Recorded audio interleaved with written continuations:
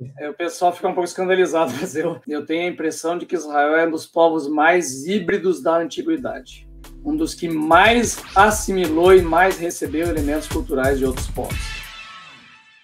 E aí, pessoal, tudo bem? Aqui é o pastor Marcos Botelho. Eu separei, e você vai assistir agora, os melhores momentos de várias lives que eu faço semanalmente sobre interpretação bíblica. Antes da gente entrar no vídeo que eu separei, eu gostaria de dar uma dica para você que gosta desse assunto. Eu fiz uma sala de Telegram onde diariamente eu posto áudios e vídeos para quem está interessado em estudar a Bíblia e entender os princípios hermenêuticos. É de graça, é só você baixar o aplicativo, que é como se fosse um WhatsApp. E por que eu criei esse grupo de Telegram gratuito? Primeiro, porque fica mais fácil para mim mandar esse material para você. Segundo, porque não vai ter algoritmos. O que eu mando a gente vai poder conversar diretamente. E terceiro, porque eu acredito que os princípios hermenêuticos de interpretação bíblica devem ser ensinados para todos e não apenas para pastores. Então a gente se vê na sala de Telegram, que você encontra o link aqui embaixo. Baixa agora. Vamos lá para o vídeo? Qual é a diferença entre os outros e aqueles? Então, os outros, o que acontece com os outros? Os outros foi completamente inspirado no Lost, né? Na época estava dando... É o seu lado de gostar de ficção. Claro, eu tava assistindo Lost, na época era bom, né? Porque eu não tinha terminado ainda, eu tava ali na terceira, quarta temporada. Aí eu, cara, vamos fazer os outros da Bíblia. A galera vai, Lost, não sei o que e tal. E, funcionou um monte, né? E aí depois funcionou o livro, só que hoje o pessoal perdeu o link pro Lost, né? Claro, ainda bem. E aí, mas então os outros, ele trabalha justamente esses outros povos que aparecem na Bíblia, que não é Israel. Porque eventualmente eles dão de cara lá com o egípcio, dão de cara com o assírio, dão de cara com o babilônico, com o romano, essas figuras aparecem. Só que, claro, né, como toda narrativa, ela não vai detalhar quem é esse outro que apareceu, né? Ele parte do pressuposto que o leitor dele está sabendo quem é, né? E aí ele entende esses detalhes todos. Só que nós perdemos, né, esse pressuposto, né, esse leitor ideal ali, nós não somos mais. Então eu pensei, vamos focar nesses outros povos que aparecem ao redor. Então no livro ali eu vou seguir uma ordem mais ou menos cronológica de encontros, né? Então eu começo com os egípcios, aliás, eu começo com os mesopotâmicos, de onde Abraão saiu. Aí eu vou para os egípcios, né? História do Êxodo. Aí eu vou para os cananeus. Eles chegam em Canaã, então eu encontro os cananeus. Aí eu faço um trabalho dos grandes impérios ali junto, né? Aí nós temos os persas, do período interbíblico. Vai para os gregos, que nós temos um buraco, porque não temos lá os macabeus, a história dos apócrifos, né? Então a gente cai no Novo Testamento com uma narrativa e um tipo de texto completamente diferente do Antigo, e não sabe disso por causa dos gregos, né? Então foram os gregos que fizeram isso. Aí você tem os gregos, eu achei importante colocar, embora não apareçam diretamente na Bíblia protestante, né? Só aquela mençãozinha rápida aos gregos lá na visita a Jesus, né? E aí nós temos os romanos, né, no final. Então eu trabalho esses povos, e o que acontece quando eles se encontram com Israel? Quais são as relações de oposição, tanto teológica como culturais, né, e outras, mas quais são, e é aquilo que me interessa, os encontros, quais são as concordâncias. E isso que me deixa meio um pouco perturbado e também fascinado. Eu não tento dar respostas a tudo, né, mas eu acho impressionante quando você encontra uma narrativa lá do Novo Testamento, que vem uns magos do Oriente, seguindo as estrelas para encontrar o Rei Jesus, o Messias nascendo. E se você pensar que dentro da religião persa, zoroastrista, os magos são os sacerdotes de um culto que não tem templo, que não tem sacrifício, a não ser um ritual do fogo e tal, e eles se chamam magos, e eles cultivam todas essas coisas ligadas às estrelas e tudo mais, e eles têm uma crença muito forte de um salvador que nasceria de uma virgem. Então, o salvador escatológico do final dos tempos, que traria o reino de Ahura Mazda, digo, é muita coisa tilintando parecida para eu ignorar, né? Então eu vou um pouco muito pelo caminho ali do Mircea Eliade, da noção dos arquétipos, né? Eu trabalho mais nessa linha aí. Então essa é a ideia dos outros, trabalhar quais são os pontos de divergência entre a fé bíblica revelada e também os pontos de convergência, onde eles concordam, né? Essas coisas que a gente percebe que na história maldosamente se fala que o cristianismo simplesmente copiou, né? E o que eu acho uma explicação muito muito preguiçosa, né? Uma explicação muito preguiçosa. Eles vieram e copiaram para dar certo, né? Isso aí é preguiça filosófica e tudo que é tipo. Então, esse novo livro tem mais a ver com os encontros. Não, isso? Pois é. Não, aí que tá. Então, o que acontece? Esse é os outros. Quer dizer, os outros, ele é um troço meio pingado, né? Você lê qualquer capítulo isolado, ele tá fechado. Aqueles não. Aqueles que eu faço? Eu faço o espelho dos outros, né? Então, o espelho dos outros quem é? É o nosso. Quem é o nosso na Bíblia? É o Israel. Então, ali eu vou contar como Israel vai se constituindo ao longo da história, né? Ao longo do tempo, e como ele se torna o Israel que conhecemos no texto bíblico. Então, eu faço uma espécie de reconstrução genealógica do Israel, de como a Bíblia conta essa história, de como ela conta essa constituição de Israel. E aí eu vou levantar o quê? Uma questão das múltiplas identidades que aparecem no texto bíblico de Israel. Porque Israel ele não é um dado a priori. É um exemplo. Abraão. Qual é o grande problema que a gente tem quando lê o Abraão e a gente vai imaginar o Abraão? A gente imagina o Abraão como? Eu venho de Porto Alegre, né? Agora eu estou morando em Florianópolis. Em Porto Alegre tem um bairro judeu, clássico, lá o Bonfim, né? Inclusive passa ali a Avenida Oswaldo Aranha, bem por acaso ali. Então é um bairro judeu, em que você encontra os judeus ortodoxos, você encontra os judeus liberais, você tem os racídicos, você tem essa turma toda lá. E aí você vê aquele judeu com aquelas barbas enormes, com, né, o cabelo não tosado ali, com aquele chapéu, que é a clássica roupa do racídico do leste europeu. Né? E você vê esse cara com o comportamento que tem, com a vida que tem, com a língua que ele fala, o hebraico que ele fala, a devoção à Torá, isso tudo, e você resolve aplicar ele em Abraão, ou aplicar em Davi, ou aplicar em Esdras. Esdras talvez comece a querer se aproximar, mas está muito longe. Não tem nada a ver um com o outro. E eu pensei, cara, tem uma questão de identidade aí. Porque eles são uma identidade em formação. Assim como a gente entende a Bíblia como uma Bíblia em formação, que lá no tempo de Jesus vai se firmar, né, e até a revelação como um progresso, o próprio povo de Israel também está em formação e em progresso. Então, se você botasse numa mesa para conversar o Abraão, o Moisés, o Davi e o Esdras, ia precisar um tradutor entre eles. Eles sequer iam falar a mesma língua. O Abraão, que língua ele falava? A gente não faz ideia. Os patriarcas, talvez nem sequer o povo que saiu do êxodo, a gente não faz ideia de que língua eles falavam, como é que falavam e tal. Então, é esses detalhes que eu vou trabalhando. Então, eu vou trabalhando, né, cada período histórico, não pelos nomes tradicionais que a gente dá, por exemplo, patriarcas, mas pela principal característica identitária deles naquele momento. O que é a principal característica deles? Então, os patriarcas não são os patriarcas, eles são os migrantes. Eles não têm um lugar, eles não têm uma terra. Eles são um povo migrante, que anda com um Deus migrante, um Deus de clã, né, o Deus que caminha com eles, e assim vai indo. Quem é o povo do Êxodo? São os escravos. Né? Então, eles são escravos sendo libertos pelo Deus libertador, o Deus do Êxodo, o Deus que vem com poder e os leva, conduz com as asas de águia para fora do Egito e leva à terra prometida. Né? Quem são o pessoal que é conduzido por juízes? Eles são anarquistas. Então, eles vivem um período de completa anarquia, né? E por opção. Né? Aí eu estou puxando o Jacques Ellul aí para minha brasa aqui. Então, aí você tem depois os monarquistas, né? Aquela tentativa frustrada de Salomão, de Davi, que deu tudo errado. Aí racha, eles são separatistas. Então, você tem muitos núcleos identitários diferentes em formação ao longo do texto bíblico. Quando emerge aquele judeu clássico? Lá depois os macabeus. Né? Ali que você vai ter o judeu lá do Novo Testamento, sabe? Aquela coisa que a gente encontra em Paulo e tal. Mas antes disso, você não tem na Bíblia, no Antigo Testamento. Ele não existe lá. Então eu tento fazer um levantamento dessa constituição histórica, de como é esse Israel do Antigo Testamento, como se configura, né, e como ele passa e como deixa de existir. Aí puxando questões culturais, questões teológicas, questões históricas, então um pouco de tudo eu vou fazendo em aqueles da Bíblia. Né? Então a busca do texto é realmente de um estranhamento para quem já está lendo, né, muitas histórias de Israel. Então eu busco esse estranhamento, fugir da linguagem comum, né, para trazer o que eu estou chamando de uma nova imaginação da história de Israel. Ô André, você já teve alguma abordagem de algum judeu sobre isso? No livro esse dos aqueles, não, mas dos outros eu tive. tive várias. E foram positivas? Sim, sim, muito positivas, muito legal. Aliás, eu tenho tido já bons retornos há muito tempo, né?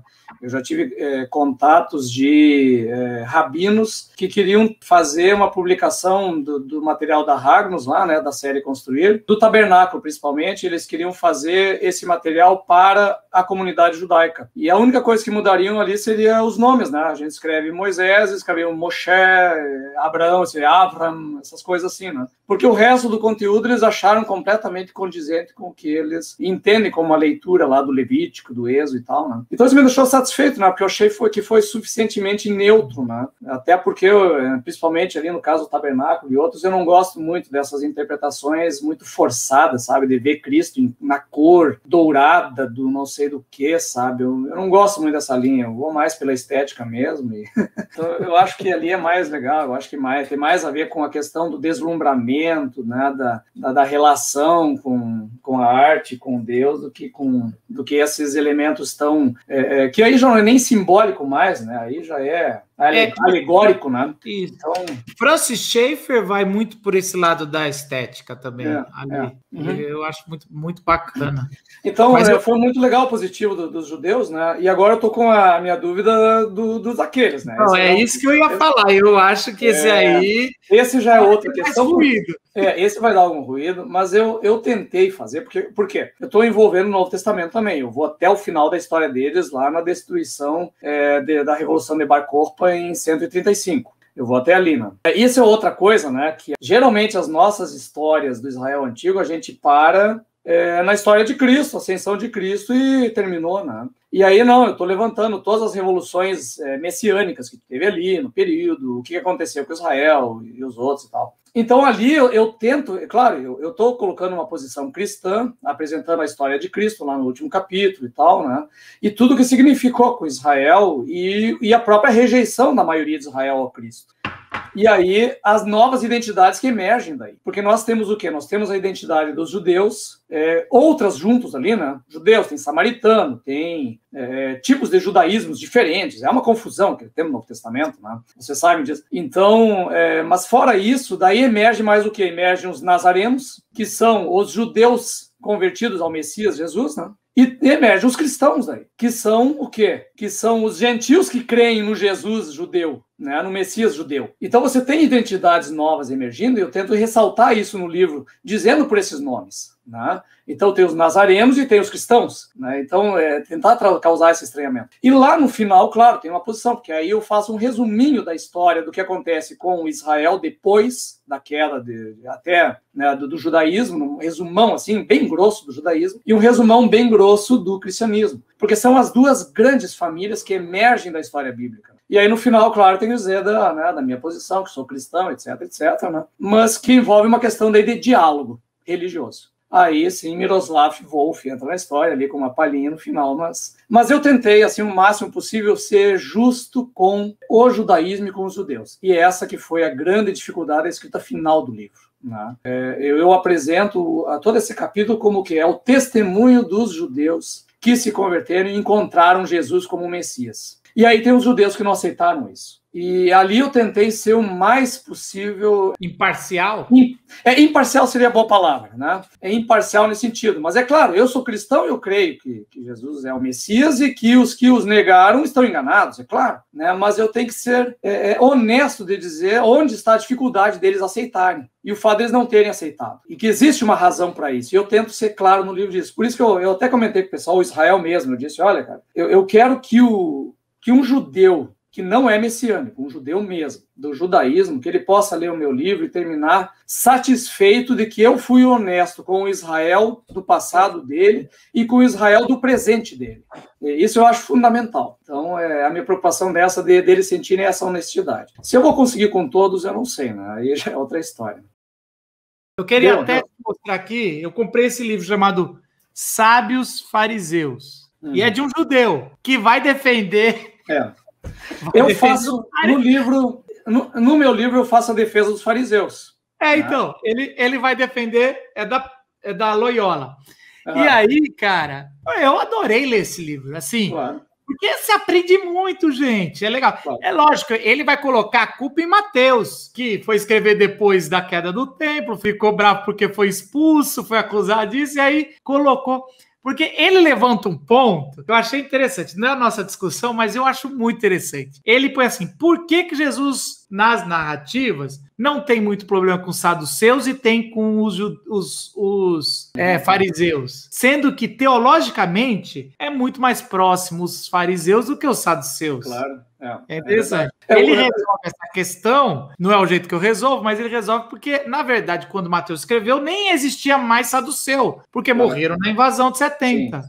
O Tom Hovenstall escreveu anos atrás o livro que é Neurose da Religião. Então, como o fanatismo religioso pode transformar uma pessoa piedosa num hipócrita, etc, etc. E ali ele defende também essa questão dos fariseus, né, que Jesus teve problema com determinados fariseus, mas não todos eles. Né? Tanto que ele tinha 2 discípulos fariseus eminentes ali, que é o José de Arimateia e o Nicodemos, que foram os discípulos dele que se apresentaram na hora mais escura. Quando todos os discípulos fugiram, eles foram se apresentar, queremos o corpo dele, e eram fariseus. Né? Então, Jesus mesmo, né? Muitas coisas são alinhadas ao farisaísmo. Então, no livro ali, eu trabalho um pouco lá no último capítulo, a questão dos fariseus, aliás, não no último, no penúltimo, né? Porque eles têm uma história importantíssima na época dos Asmoneus, principalmente da rainha Salomé Alexandra, né? Então, eles têm uma participação política muito importante, e é por isso até que eles são esse referencial, né? Mas com a decepção ali com os Asmoneus, no final, eles se retiram desse mundo político e ficam meio em cima do muro, né? Na época de Cristo, eles estão em cima do muro, quando os saduceus estão abraçados na política, né? Que foram os que assumiram a bronca depois. Agora, como a gente só tem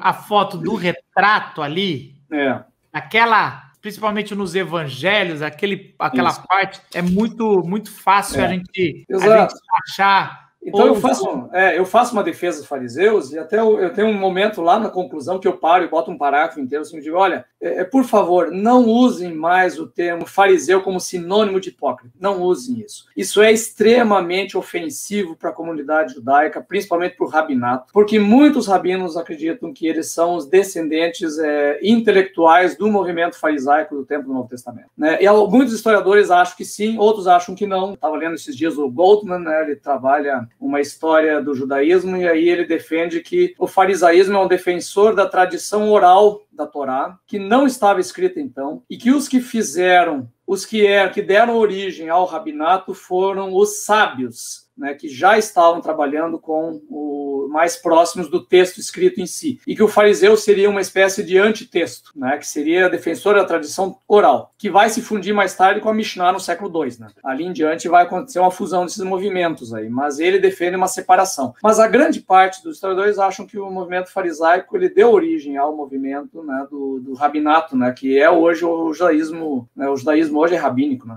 Então realmente eu concordo, assim, a gente deve evitar essa pecha, né, e separar as coisas por bem do diálogo religioso. Não só isso, André, não só isso, eu falo isso também nas minhas aulas de hermenêutica, você perde o peso, se você cria um vilão, e se você que gosta de narrativas e ficção, se o seu vilão é muito maldoso, você perde o impacto do mocinho, ele faz mais do que obrigação de bater nesse vilão. Só que se esse vilão não é um vilão, é um mocinho, mas que está equivocado, o peso do texto tem muito mais força. Claro. Então, assim, você tem uma força. Aliás, os mocinhos no Novo Testamento são os fariseus. Quem não eram os saduceus, que tinham feito um acordo com Roma para permanecer o templo. Claro. Aliás, eu sempre falo que na interpretação que você tem que entender o enredo de Jesus do bom samaritano, os dois que descem primeiro e que não acodem o cara que está na rua, são 2 saduceus.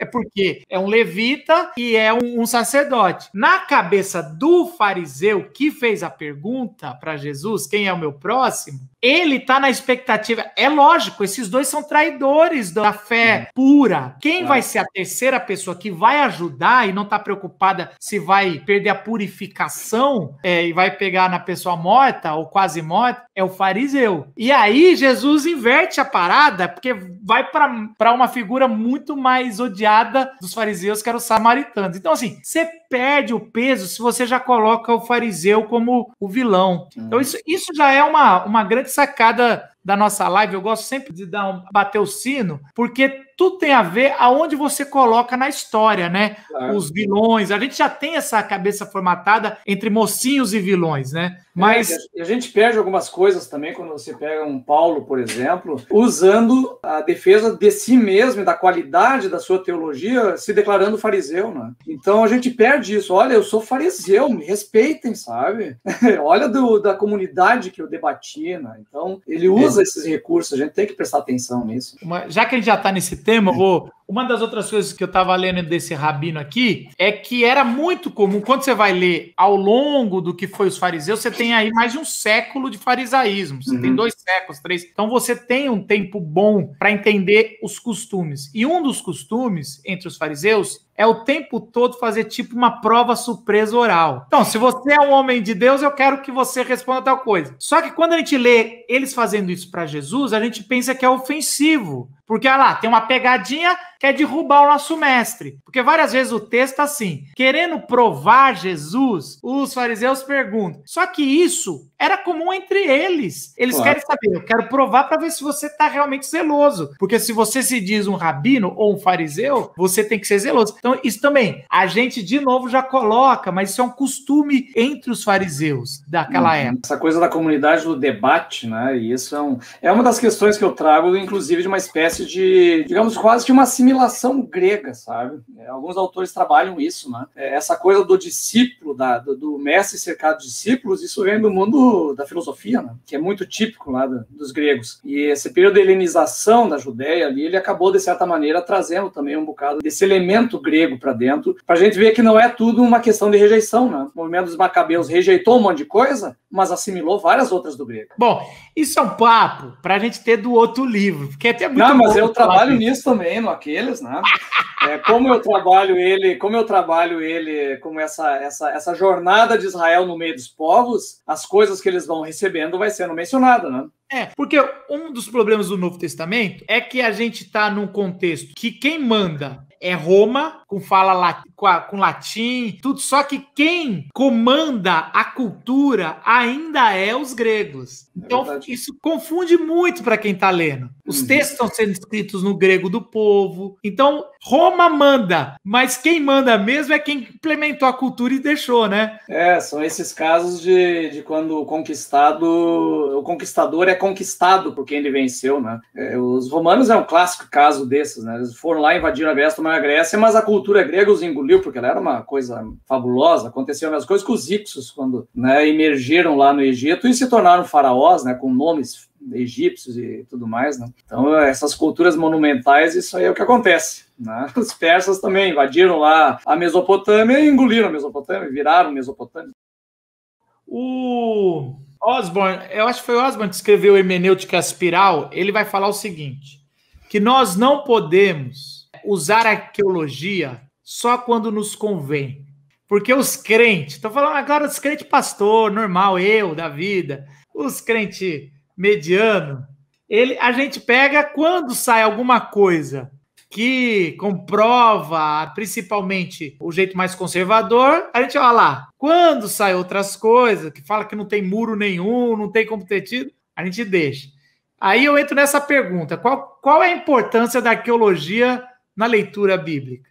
Olha, eu acho que a arqueologia ela vem nos ajudar a completar alguns lapsos que a gente não tem, né? Eu acho que isso ela ajuda, porque é evidente que o texto bíblico ele é um texto ideológico, é um texto que tem posicionamento, né? Eu trabalho essas questões lá na introdução, né, para a gente entender. Isso significa o quê? Que o autor ele tem uma intenção, isso é óbvio, todo mundo sabe disso. Isso não é nenhum problema para nós. E nessa intenção ele seleciona fatos que ele vai apresentar. E na seleção dos fatos dele, nós temos que lembrar que é um texto que está tratando do quê? Está tratando da história da salvação, de como Deus invadiu a história, como Deus tem conduzido a história, vai trazer o Salvador, etc, etc. E nesse processo, a Bíblia ela vai sendo constituída com isso tudo junto. Então, esses autores múltiplos do texto, e aqui eu estou falando humanamente, né? Você fala toda hora da hermenêutica, fala de escrita de texto bíblico, Paulo On também falou disso, né? O texto não é psicografado, né? Não é Chico Xavier, vem o Espírito Santo e baixa na pessoa e ele fala, não, ele é escrito na contingência da história, né? Então, esse texto ele vai emergindo com uma intencionalidade. Essas intencionalidades são o quê? Vão mostrar principalmente o quê? A relação de piedade dos reis, por exemplo. Vou pegar só o exemplo dos reis. O que é um bom rei e o que é um mau rei? O bom rei é o Deus que adora Yahweh, que adora o Deus libertador do Egito. Esse é o bom rei. O mau rei é o que cai na idolatria. Ponto. Não tem a ver com política externa, não tem a ver com economia, não tem a ver com nada disso. Então, essa é a marca desse texto, dessas narrativas lá dos reis. Então, o que acontece? Quando você pega um Ezequias, é um ótimo rei, né? Porque ele foi fiel a Deus, foi invadido lá pela Síria, né?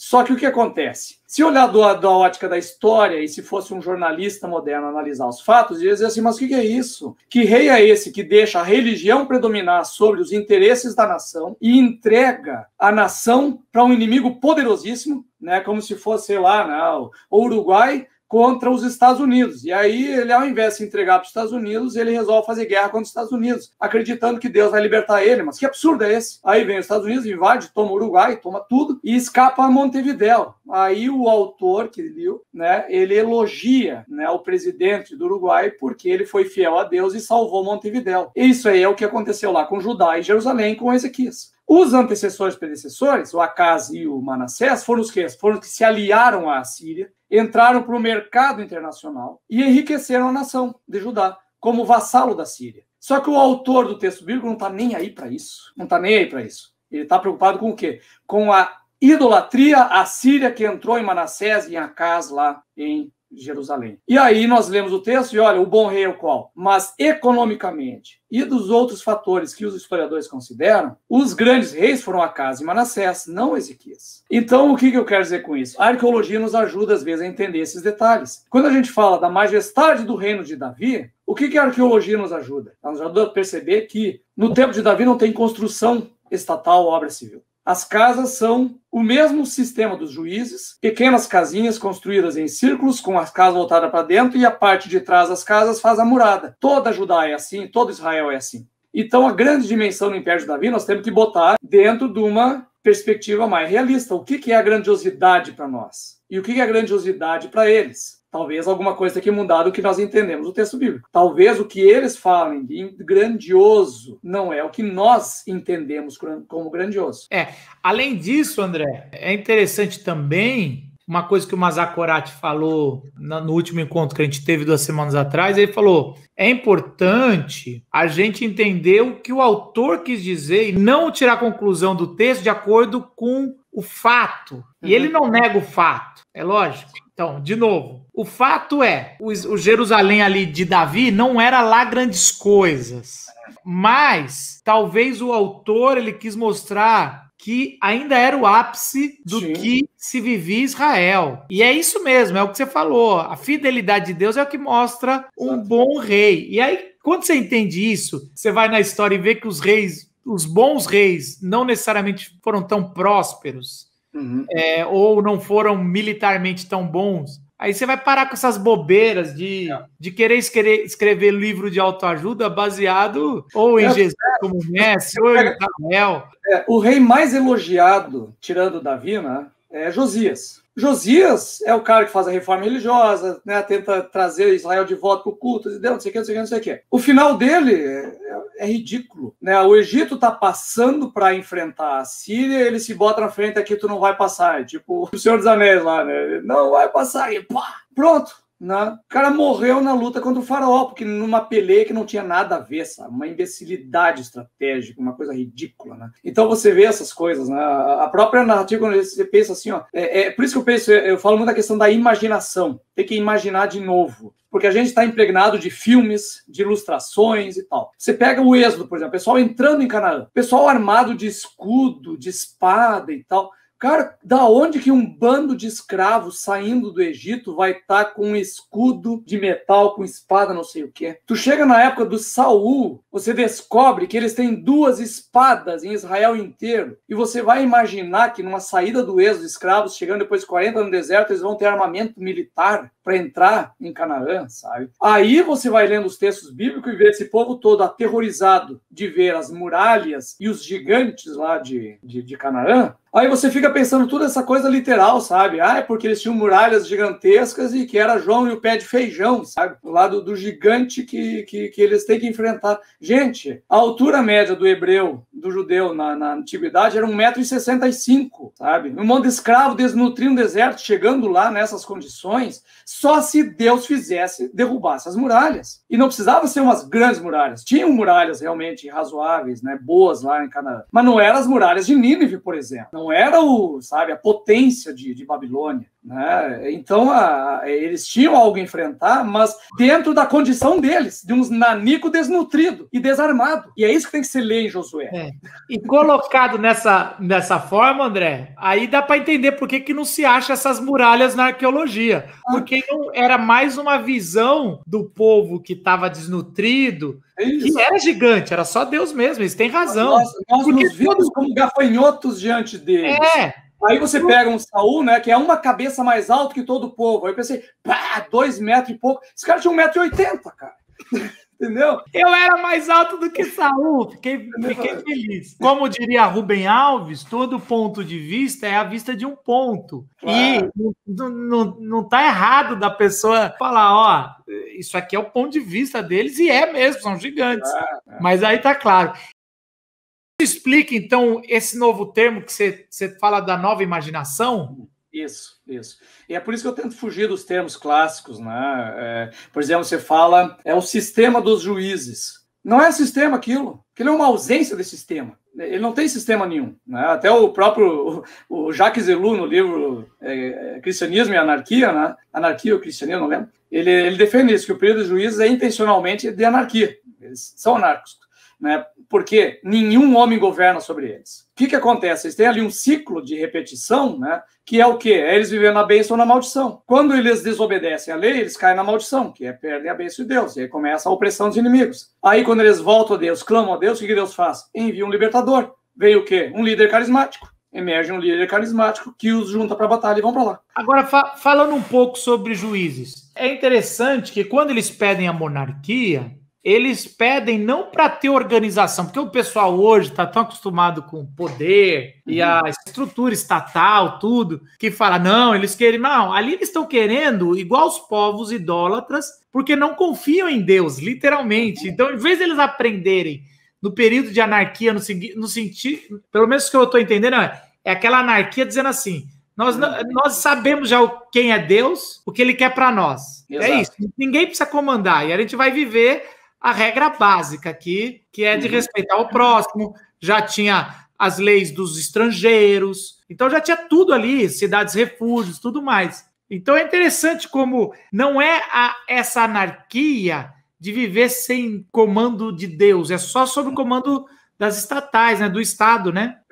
Então, é aquela ideia assim, de que Deus é o rei de Israel, né? Esse é o grande fundamento ali, que Deus é o rei de Israel. E aí eles pedem um rei, e é interessante como as nações que vivem ao redor de nós. E é muito interessante que quando você vê, e aí nos ajuda a arqueologia e a história, quando você, a maneira como a Bíblia relata as estruturas estatais que Davi começa a colocar, mas que vão ganhar seu ápice com Salomão, ali você vê o quê? Modelo cananeu e modelo sírio. É em Salomão que eles vão se tornar, de fato, como as nações ao redor de nós. Eles copiam os povos ao redor. Salomão tem uma descrição, inclusive, de cargos do Egito. Ele casou com uma egípcia. Modelo de corvéia, de trabalho forçado do Egito. Tem tudo de fora. Então ali se perde muito do que existia, de uma ideia de governabilidade, de governança, de que Deus governava este povo, que de certa maneira vai emergir um pouquinho lá no período do exílio, depois do exílio, quando você vê Esdras chamando os chefes dos clãs para a gente resolver a parada comunitariamente, né? Eles nunca deixam de ser um pouco essas comunidades locais, né? E esse me parece o foco na família, no clã, é a grande, vamos dizer, matriz que se mantém em Israel ao longo do tempo, né? E que as monarquias, de certa maneira, interrompem e acabam se sobrepujando e forjando novas identidades em cima disso,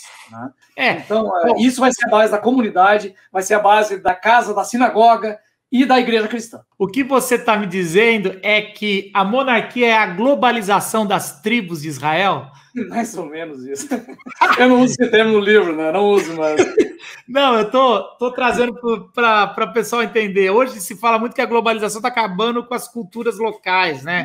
Coisa assim, mas é isso, né? Essa padronização. Por isso que tem 12 tribos, porque tem 12 jeitos de ser o povo de Deus, né? Exato, exato. Isso é muito legal, né? Você vê a questão das tribos e como elas desaparecem, né? Elas vão desaparecer, né? Vai ficar outros sentidos comunitários depois, mas a gente vê depois no retorno do exílio que há tentativas, inclusive, de uma retomada de posse de terra, de alguma coisa relacionada a essa distribuição das tribos, mas é totalmente fracassado, né? Uma história que dá tudo errado. E aí vai gerar esse período revolucionário dos Macabeus depois, aquela confusão do Novo Testamento, né? E é por isso que o capítulo da característica dos judeus no Novo Testamento, que aí é o último capítulo, eu chamo de os oprimidos. Então eles vivem numa condição de total opressão. E até eu termino uma parte acho que nesse capítulo mesmo, né? Termino ele dizendo que quando Paulo fala que chegou o ápice dos tempos, né? Qual é o termo ainda que ele usa? A plenitude dos tempos. E a gente, às vezes, vê uns livros trabalhando a plenitude dos tempos como uma coisa bonita, organizada. Agora tem estradas, agora tem um governo unificado, agora tem uma língua que todo mundo entende. Essas coisas já tinham desde os persas, tinha antes, sabe? Tinha muito tempo antes. Quando ele fala em plenitude dos tempos, eu vejo que Paulo enxerga isso como chegamos no ápice da opressão, no ápice de maldade de humana concentrada numa pessoa e num sistema de domínio e tudo mais. E é nesse momento do ápice dos reinos do mundo, mostrando a sua face satânica, que Deus vem com o seu reino e confronta esse mundo. Então, me parece, e a cruz, eu vou trabalhar justamente nesse ponto, a cruz confrontando o ápice do reino e da perversidade humana, né? E aí é essa questão que tem, me parece que a plenitude dos tempos é isso. Está tudo pronto porque o mal mostrou toda a sua face, né? E aí Cristo vem e enfrenta isso tudo. Eu acho que a gente fica muito pintando o Império Romano com a propaganda que ele mesmo fez de si mesmo, sabe? E não dá para fazer. Eu nunca tinha. Eu era do grupo, mas agora eu vou repensar. Eu era do grupo de plenitude dos tempos. Mas se for ver sobre tecnologia, Jesus tinha que chegar agora, né? Que agora que tem live, dá para fazer plenitude. Então, assim, a plenitude dos tempos é como se fosse assim, chegamos, agora que chegou, quando estava com Paulo, que chegou ao ápice do que o pessoal pediu sobre um sistema organizado e um rei, né? Vocês queriam isso? Deu em Roma. Aí, ó, tá aí o César. Inclusive, na história se diz isso, né? Depois do Império Romano, depois do imperador de César, né? César ali, o Augusto, né? Todos querem ser Roma. O sonho de todos os impérios que se levantaram no mundo, desde o Império Romano, era se tornar Roma. Não é à toa que a arquitetura predominante de todos os grandes impérios foi a greco-romana, né? Você olha, né, Washington, você olha as tentativas de todos os lugares, todo mundo quer ser Roma, né? Porque ela conseguiu, né, trabalhar a noção de imperialismo de uma maneira ideológica, propagandista, política, econômica, em todos os sentidos. Eles ali é no máximo. E ali realmente se forma plenamente a estátua lá do sonho de Daniel. Mas aí já estamos falando de outra coisa. Deixa eu puxar essa pergunta aqui. Quais diferentes identidades nacionais de Israel você percebe serem narradas na Bíblia? Dá para distinguir assim, ó, esse é um Israel, aqui já é um outro Israel? Tem algumas coisas que você percebe na própria teologia, quando ela apresenta, por exemplo, qual é o tipo de culto e o tipo de relação com Deus dos patriarcas. Só um segundinho, André. Você faz essa distinção no jeito de cultuar? É esse o seu corte? Inclusive, não é o corte. Ele é mais que isso. Ele vai envolver vários elementos culturais, relação com os outros e por aí vai. Então você pega, por exemplo, a época do exílio. O exílio, e principalmente depois de Esdras, vai marcar um corte étnico que não tinha até então. Eles não têm esse corte étnico. Moisés casa com uma negrona etíope lá, dá um burburinho no meio do povo e vem Deus defender ele. Para o Esdras, ele está errado. Né? Embora no Esdras tem que fazer uma defesa do Esdras também. A questão dele vai envolver culto, porque acabou dando problema no culto depois. Eles dizem que não pode casar com estrangeiras. Mas antes disso não tem. Davi é casado com estrangeiras, Salomão com um monte, claro que o texto bíblico critica ali, né? Mas é prática completamente comum, porque o estrangeiro é recebido nessa comunidade. Então você tem vários elementos que vão se trabalhando em cada momento. Então eu, por exemplo, só para pegar os títulos dos capítulos envolvem essas identidades em construção. Então eu trabalho, né, por exemplo, eu começo com os migrantes. Eles estão em migração, né? Foi a melhor palavra que eu achei, porque não é nem questão deles serem nômades, eles não são nômades, eles não são nem seminômades, porque eventualmente eles estão fazendo agricultura, estão fazendo comércio, estão fazendo várias coisas, então eles são migrantes. Depois eu trabalho o quê? Os escravos. Né? Então, mas só uma coisa, os imigrantes é a expulsão do Egito até a entrada da Terra Prometida? Não, os migrantes é dos patriarcas até eles irem para o Egito. Até ir para o Egito. Até ir para o Egito. Então, e aí o que acontece? O que a Bíblia nos faz? Ela nos faz um corte de 400 anos, em que a gente não sabe o que aconteceu. Você se dá de cara com um povo escravizado. É aquele... Eu tô assistindo The Crown, e aí você acaba uma temporada, você quer continuar, já mudaram os atores, mano. É isso que acontece na vida, né? Você tá lá, tá bacana, mudou o ator, já tá escravo. E é isso Nesse mesmo. Caso, ela explica, né? Nesse o nome caso, já virou êxodo do quê, né? Do Gênesis pro Êxodo, ela explica. Né? Não, porque muito tempo depois, etc, etc. Era outro rei. Aí é aquele começo de temporada, né? Dizendo muito tempo depois. Review. E aí o que acontece? O cara faz o seguinte: no Gênesis você tem o Egito como lugar de salvação. No Êxodo, o Egito é lugar de escravidão. Mas eu tava lendo um comentarista, esqueci o nome dele, e tava contando muito que a gente costuma dar ênfase errada nos capítulos de Gênesis, porque a gente acha que chegou a glória quando José ele atinge lá o ápice e vira faraó. Só que é engraçado que o faraó muda o nome de José, bota anel. É assim, quando o pessoal é levado para o exílio e muda o nome para os três lá, Misael, a gente vê como algo negativo.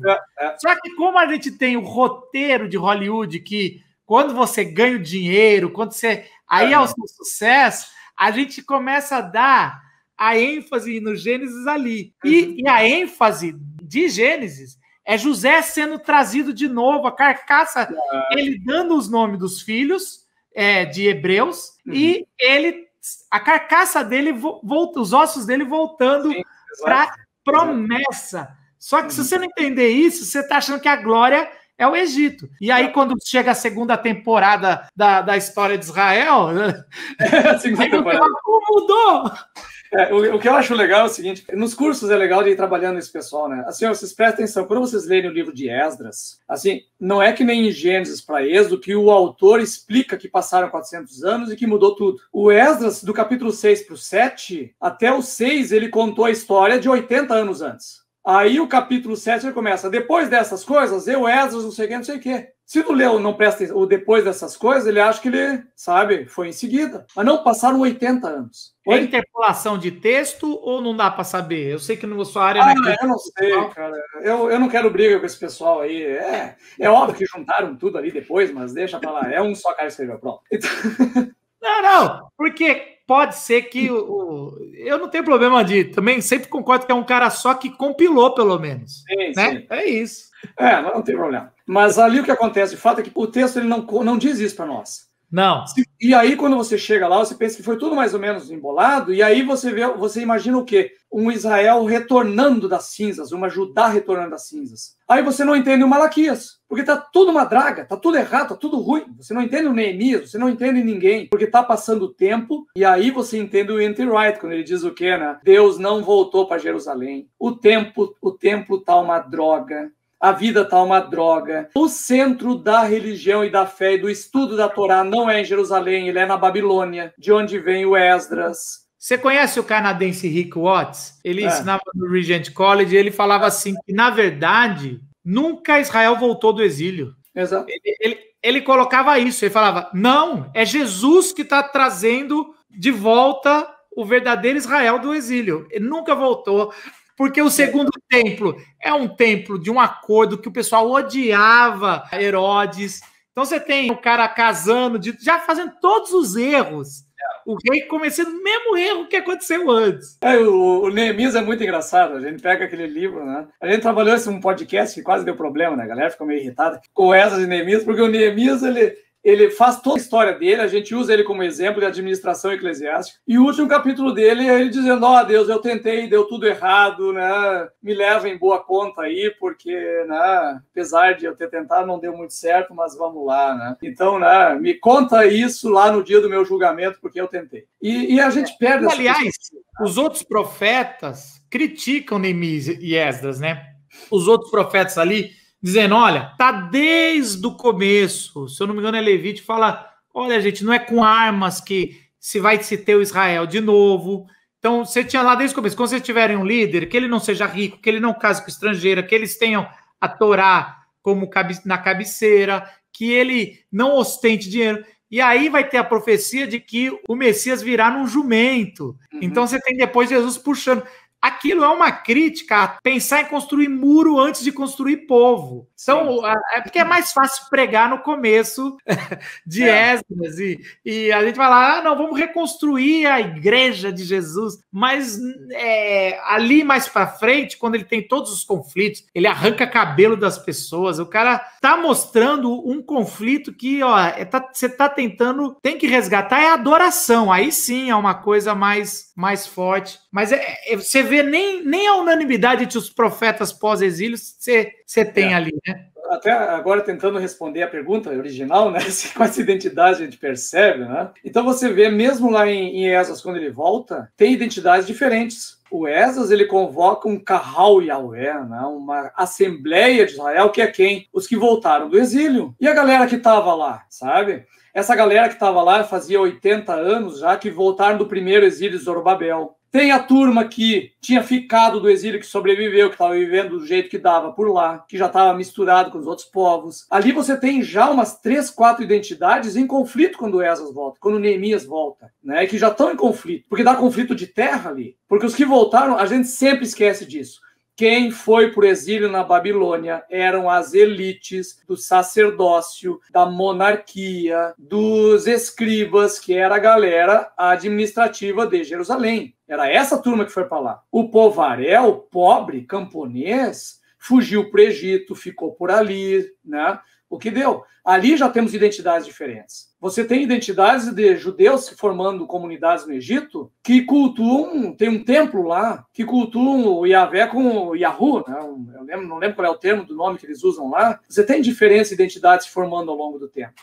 A partir de Esdras, você vai ter uma identidade formada muito em torno do quê? Do estudo da Torá. Ali sim que vai provavelmente ter as origens, depois da sinagoga, do movimento sinagogal no meio dos judeus, que vai, com o tempo, solidificar uma grande identidade geral judaica. Mas no período que nós temos do Antigo Testamento, ela não aparece ainda, ela não existe. São várias identidades existindo, em conflito muitas vezes. E nós vamos encontrar respingo disso lá no Novo Testamento, no caso mais clássico é dos samaritanos, mas tem também os galileus. Quem são os galileus? Que é muito pouco estudado agora, está se estudando mais, tentando entender quem é aquele que o Josefo chama de Galileu, que ele diferencia do judeu e do samaritano. Será que eles são um remanescente dos antigos israelitas lá de Issacar, Zebulon, Naftali do norte, que provavelmente sobreviveram, que ficaram vivendo talvez como camponeses lá, que depois teve a migração judaica para lá, na época dos asmoneus, que conquistaram essa região, que talvez tenham se misturado com os judeus do sul. A gente não sabe, né? Hoje tudo isso é foco de estudo, né? E que a gente tenta entender quem é esse Galileu de lá. Porque ele não é simplesmente só um judeu puro, e ele não é o samaritano da região de Samaria que sobreviveu, porque tem outros do norte. A gente não sabe disso tudo. Então eu tento trabalhar essas diferentes identidades no próprio texto do meu livro para a gente perceber, né? Que talvez tenha... Porque quando ele se refere a Jesus como Galileu, tem angu aí. Tem. Agora, eu nunca tinha reparado nisso, mas eu lembro que os estudiosos que procuravam Jesus histórico, eu lembro que eles começaram a entender a Galiléia histórica, né? Então é interessante que você tenta entender a região para tentar entender a cultura, né? Que é assim que se faz. A única que sobra da arqueologia é o que deixa registrado, né? Mas assim. Então, mas eu nunca tinha pensado, mas é verdade, as nomenclaturas. Mas você sabe que eu estava lendo Joaquim Jeremias e a gente deixa passar muita coisa. Por exemplo, Decápolis são cidades romanas ou gregas, né, romanas, lá dentro de todo Israel, mas que não respeita nada de Israel. Aliás, eles nem gostavam dos judeus. Aquela manada de porcos lá, hein? Aquele povo indignado com Jesus ter expulsado o demônio e colocado nos porcos. Porque você fala assim, porcos... Por que eles criavam porcos, né? O pessoal pergunta assim, mas era uma cidade de Decápolis. Aí eu digo pro pessoal assim, cara, tu tem que estudar geografia bíblica, pelo amor de Deus, né? Ele estava em Decápolis. Aí, mas o que tem Decápolis? Gregos, cara! Não, mas é interessante, porque você tem as 10 cidades são espalhadas. Então, você passou, você voltou a ser, entre aspas, judeu ali, e aí você vai. Outra coisa que eu acho interessante, sabe, no texto bíblico são as ausências, né? Pô, Nazaré é uma localidade muito importante no Novo Testamento. E era uma vileca, mas era o ó do Forobodó, que ficava no alto das montanhas, e é até hoje, e ficava do ladinho de uma monstra cidade que era Séforis, que foi muito tempo centro administrativo da Galiléia, depois foi transferido para Tiberíades, outra monstra cidade. E sequer os autores bíblicos se dignam a citar essa cidade. O que isso significa? Sabe? Alguma coisa significa. O que Jesus ali do lado não queria nem saber. Para você, professor, o que significa? Porque Jesus está o tempo todo no meio do povoaréu da periferia. Quando ele vai para o grande centro, dá pau, dá problema. Dá problema, né? Ele vai para Jerusalém, dá problema. Paulo, né? Ele não teve problema em Jerusalém porque levaram ele para o centro administrativo, que era Cesareia, né? O pessoal não sabe às vezes que Jerusalém não era a capital da Judéia, a capital era Cesareia. Então, o Elliot Wright, ele fala o seguinte, que a gente, quando vai visitar a cidade, a gente pega um imã, né? A cidade. Paulo, quando visitava uma cidade, pegava uma prisão. Paulo sim é o cosmopolita. A prisão dessa cidade, senão eu não conhecia essa cidade. Paulo sim é o cosmopolita. Jesus era o camponês. Jesus andava no meio da colonada, no interior. Aí. Era outro papo. E você sabe, uma vez eu li, não sei se é verdade, falava que Nazaré tinha 600 habitantes, 700 habitantes. Coisinha. Mesmo a Belém, né? O pessoal às vezes me diz... Na época dava isso. O pessoal, Belém também era o fim do mundo, né? E aí o pessoal diz, porque o Herodes mandou matar todos os bebês de Belém. Aí eu pensei, centenas de bebês. Devia ter 3 ou 4 lá, sabe? Bebês, crianças de 2 anos dá 6, 7. Aí, como não deu repercussão na história? Cara, um rei fascina mandar matar 3, 4 crianças no lugar, que novidade, sabe? Não, mas Belém não é tão pequeno, não. Você está exagerando, né? Não é exagerando. Mas se Jerusalém, Jerusalém, que é tudo isso, ela tinha de 20 a 25 mil habitantes, era muito pouco. Então, assim, porque a gente sempre vê, quando tem as narrativas de Jerusalém, estão em festas, né? E aí é outra coisa, mas Jerusalém é muito pequeno, nem tem água lá. Mas isso é outra coisa. Deixa eu te fazer essa pergunta aqui que eu acho que é interessante. Você tenta fazer o recorte se você quiser. Qual é o nível de interação do antigo Israel com as culturas antigas? Qual que é esse nível? Pois é. O pessoal fica um pouco escandalizado, mas eu tenho a impressão de que Israel é um dos povos mais híbridos da antiguidade. Um dos que mais assimilou e mais recebeu elementos culturais de outros povos. Né? Quando você pega... por exemplo, a descrição do tabernáculo, da Arca da Aliança e tudo mais, cara, você encontra referentes semelhantes disso no Egito direto, ao longo de muito tempo. Quando você pega a própria língua hebraica, cara, o alfabeto dela deriva do fenício, diretamente. Foi copiado de lá, adaptado. Né? A própria língua hebraica, eu não sou um hebraísta, né, mas eu procuro me informar com os que são, mas olha, ela vai recebendo palavras de muitas outras línguas e foi assimilando. Você chega no período de Salomão, todo o texto bíblico vai mostrando assimilações uma atrás da outra. Quando você pega Provérbios de Salomão, direto, metade dos provérbios é de outros povos. De outros povos. Você pega a estrutura do templo, né? O pessoal diz, mas não é do tabernáculo, não. O tabernáculo tem 2 espaços, o templo tem 3, que é o modelo cananeu e sírio, né? Ele botou um pórtico na frente, mais uma antessala, né? E a estrutura de ser reta, assim, que tem um santo dos santos lá dentro e outro no meio, isso é comum, tem vários tempos, né? Então é muito parecido. O que ele vai descrevendo dos elementos de grafismos que tem dentro do templo de Salomão, é tudo cananeu e fenício e tal, né?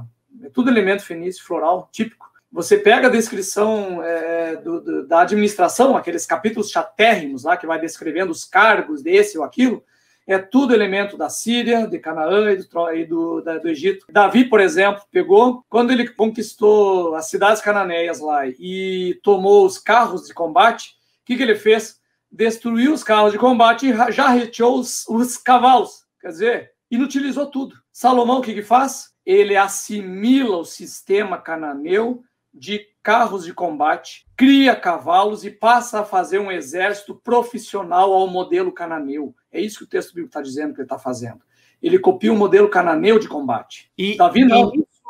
E isso é antibíblico, é tudo que na Torá falava para não se fazer. Aliás, Salomão é o rei que mais se destacou, mas é tudo que não era para ser um rei. Ele casa com estrangeiras, tem muitas mulheres, ele tem exatamente isso. Aí então, você vai indo... Salomão pegou uns arquitetos aí dos vizinhos para fazer o templo. Mas é óbvio, o próprio texto diz isso, né? O Irã manda os arquitetos dele de lá para ajudar ele na construção do templo, né? Tudo isso acontece. Você vê o tipo de arquitetura, Israel, toda ela deriva do redor. Claro, Israel tem uma coisa muito original que ele vai desenvolver ao longo do tempo, que é o sistema de hidráulica, né? E aí Israel se destaca na antiguidade. A hidráulica israelita é fabulosa, né? Mas de resto, tudo vai aprendendo dos outros. Você pega no Novo Testamento, aí você tem o quê? O grego, né? Maior assimilação do que o grego, imagina? Então, todo mundo grego vem assimilado, né? O mundo romano. E aí, sim, os hebreus vão assimilando a arquitetura e engenharia greco-romana. Aí eles se tornam grandes engenheiros, porque aí mas aí dentro do modelo romano, né? Modelo grego. O Herodes é um dos maiores construtores de todo o Império Romano, mas é tudo no modelo greco-romano. Eles não têm uma arquitetura própria, típica judaica. Ela não tem. Ela é sempre derivada de outros. Né? Por isso que a gente quando eu fui fazer o livro, a parte ilustrativa, foi muito difícil, porque a arqueologia de Israel é basicamente de outras coisas. Né? Então, então é muito derivado de outros povos, né? Eles vão Agora, André, o que você percebe aí? Vamos dizer assim, qual a lição que você tirou disso, desse lado aí, sobre a influência dos outros povos no povo de Deus? Eu acho que tem muito a ver com a maneira como nós também, como crentes, devemos viver no meio do mundo. Acho que existem muitos elementos com os quais a gente deve lidar com sabedoria. Eu acho que houve elementos que eles assimilaram para o bem e outros para o mal, né? Então, não é tudo bom e tudo mal. Há coisas positivas a receber e há coisas negativas. Aí a sabedoria de como você vai lidar com cada uma delas. A Bíblia apenas nos apresenta o que aconteceu e o que é. Às vezes com juízo de valor, outras não. Eu acho que o fato de Salomão ter utilizado elementos florais, elementos de arquitetura cananeia, não é um problema. Não há nenhuma crítica bíblica a isso. Agora, há outros elementos, sim, né? Quando ele vai adorar os outros deuses, etc, etc. Há um problema nisso se o cara é idólatra do templo, né? Do templo. Aí é o problema. Por isso que as pessoas não querem acreditar que até a arquitetura foi adaptações, né? Claro. Não veio de Deus assim, essa coisa. Então agora aqui você vai fazer uma curva, que as pessoas querem isso para poder ter idolatrias, né? É a mesma coisa que puxavam na época, que o Salomão queria tanto. Aliás, quem queria muito era Davi. Se não fosse Deus mandar o profeta falar, você não vai construir nada não, mano. Então, tem elementos que foram sendo forjados daí em Israel e tornando uma identidade própria deles. E aí, aquilo que foi, de fato, a identidade que emerge lá no Novo Testamento, ela está muito vinculada ao quê? A Torá e alguns elementos dela. Circuncisão, a guarda do sábado, a característica comunitária desse povo de Israel, que nesse tempo já está mais vinculado também à etnicidade. Claro, é uma etnicidade tardia, aí o pessoal confunde, eles acham que é apenas aquela descendência pura que veio de Abraão. Pô, mas ela não existia nem no tempo antigo, né? O próprio Judá, por exemplo, que era o filho de Jacó. Judá, ele casou com uma cananeia. A Bíblia nos diz isso. Casou com uma cananeia. E os filhos de Judá eram meio cananeus, todos eles. E então, todos os judeus do mundo são meio cananeus hoje. Né? No mínimo. Sem falar nas outras misturas. Se você vê o judaísmo... Mas é interessante, André, quando a gente vai ler o Antigo Testamento, existe o que os judeus acreditavam, que é a preferência de Deus, e existe o que Deus escreve na história. Então, para a cultura ou para o pensamento judaico, Deus abençoou o primogênito. Só que desde o começo, desde o primeiro patriarca, segundo, terceiro, não tem primogênito que vai pegar. Deus já quebra isso. Os judeus acreditavam que a mulher que era abençoada por Deus era a mulher fértil. Mas desde o começo não tem isso. Então, o que eu mais vejo é assim, o que os judeus acreditam ser a preferência de Deus, ou como se fosse o rito, e Deus quebrando isso, desde sábado, é tanta coisa. Jesus faz tanta coisa no sábado que parece, não é possível, e é exatamente isso. Agora a gente tem que pensar numa outra coisa que eu tento trabalhar no livro, né? A gente pensa muito no sábado da ótica de lá do Novo Testamento, que nós já temos o quê? Uma coisa institucionalizada, que se tornou mais pelo que tu não pode fazer do que por aquilo que é o objetivo dele, né? Se você pensa no exílio, em que eles estão vivendo no meio da Babilônia, em que se trabalha o tempo todo, não tem uma parada. Eles param nos dias nefastos, que acontece, acho que a cada 14 dias, por os cultos dos deuses. Tu imagina essa comunidade obedecendo um descanso de Shabá numa terra dessas, em que eles se recusam a trabalhar contra os seus opressores. E vão dizer, hoje nós não vamos trabalhar porque nós vamos cultuar o nosso Deus, vamos ficar com a nossa família. Imagina o que isso significava para essas comunidades no meio de uma terra de escravidão onde eles estavam. Então, acho que essa dimensão é o que vai ter, eu penso, uma cultura positiva em Israel que está se formando ao longo do tempo, né? Ao longo desse tempo todo ali, que são os elementos que vai se perder mais tarde lá no Novo Testamento, vai virar um elemento de legalismo.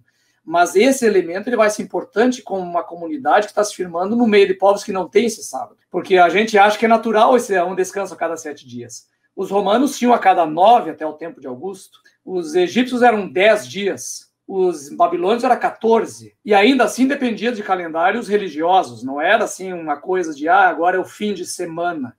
Não é assim, entendeu? Então, existe um elemento desse Shabá que é muito... revolucionário onde eles estão, né? De resistência, de fato. E numa cultura que não acreditava na criação judaica. Então, porque o sábado tem tudo a ver com a narrativa da criação, né? Antes de fazer na Babilônia, que é interessante, que envolve a questão dos deuses lá, né? O sol criado por Deus, etc. Então olha... você tem um paralelo ali de confronto claro. Como vai ter também com os gregos, que um deus que pega na matéria, que pega no barro também, era inadmissível já no período grego ali. Aqui, encontro muita gente usa isso, a mistura de elementos de outras culturas para invalidar a narrativa bíblica como apenas mais uma entre tantas. Então, é interessante que você falou um pouco sobre isso, que na academia, alguns professores querem falar ou da fé cristã ou judaica que apenas copiou. Mas todas as culturas, não existe nenhuma cultura que não é uma influência de uma com a outra e aprimoramento, certo?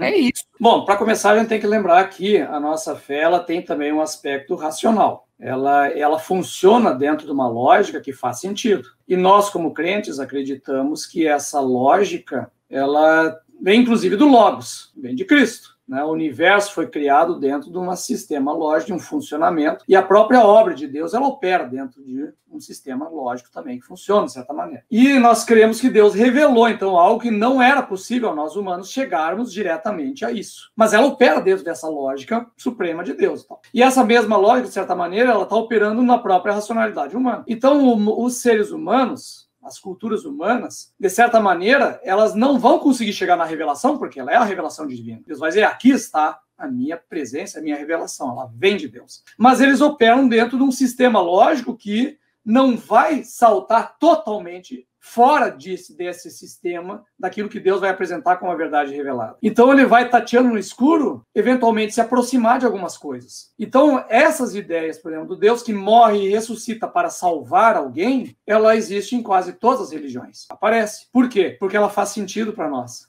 De alguma maneira. De alguma maneira faz sentido. De alguma maneira nós entendemos que não existe sacrifício maior de alguém do que dar a vida por um amigo. Jesus fala isso. Não existe maior prova de amor, não existe sacrifício maior do que isso. Eu chegar ao ponto de me oferecer a morrer no lugar de alguém. E as culturas, de uma maneira geral, entendem isso. Por quê? Porque elas operam dentro de uma lógica que é o quê? É o próprio Cristo, deixando elas compreenderem essas coisas. Porque quando nós pregarmos o evangelho para elas, ela tem que fazer sentido. Ele tem que operar dentro de um entendimento que o ser humano vai entender. Então, me parece que o Logos de Cristo operando nas culturas é deixando a possibilidade de entender. E isso, eles conseguem, de certa maneira, ter aproximações com aquilo que nós entendemos como a verdade bíblica. Então, por exemplo, os egípcios e os mesopotâmicos, muitas vezes vão perceber que os deuses, de certa maneira, operam melhor entre três e vão conceber as tríades astrais, tríades criadoras. Cada pouco os deuses aparecem operando entre três. Isso aparece até lá no brahmanismo, por exemplo. né? Então, Shiva, Brahma e o Destruidor, sempre esqueço do último. Né? Bom, não importa. Então, né, você tem essas operações em tríades. Aí o historiador vai dizer o quê? Ai, olha lá, a Trindade. Ela é uma cópia do paganismo. Não, né? Não. A Trindade é a nossa concepção daquilo que vem de uma forma revelada divina. Né? Ainda tateando um pouco, porque ela não é uma revelação bíblica direta. Mas... né? A gente acredita que está na noção mais próxima. Mas as culturas conseguem entender que, de certa maneira, o divino funciona melhor numa tríade. Que o funcionamento ele é por uma tríade. Entende? A gente vai ver os missiólogos falando muito sobre isso, que as culturas sempre revelam sombras da revelação que os judeus receberam. Então, assim, você tem essa graça comum, essa revelação geral. Então, para mim, quando alguém vem falando, aí, ó, porque já tinha lá no Egito, que já tinha não sei o quê. Por isso que os cristãos falam, não, só tinha no Egito, só tinha lá não sei o quê, porque só tem um Deus. E aí o Deus, ele revela. Então eles vão fazer uma leitura diferente da nossa. É ok para quem não acredita, mas não quer dizer que nega o que a gente acredita. Qual é o grande legado do antigo Israel para a humanidade? Você falou que é o sábado, né? O sábado, graças a Deus, todo mundo. O sábado Israel deixou e o domingo os cristãos deixaram, já tá legal. Eu tô esperando uma nova religião para pegar a segunda também, entendeu? Mas não chega. Tu pode pegar o islamismo da sexta-feira, né? Porque a sexta-feira... Pô, então eu tô vendo abraçar isso, a gente começa na quinta. As 3 monoteístas aí já fecharam 3 dias, né, Dê?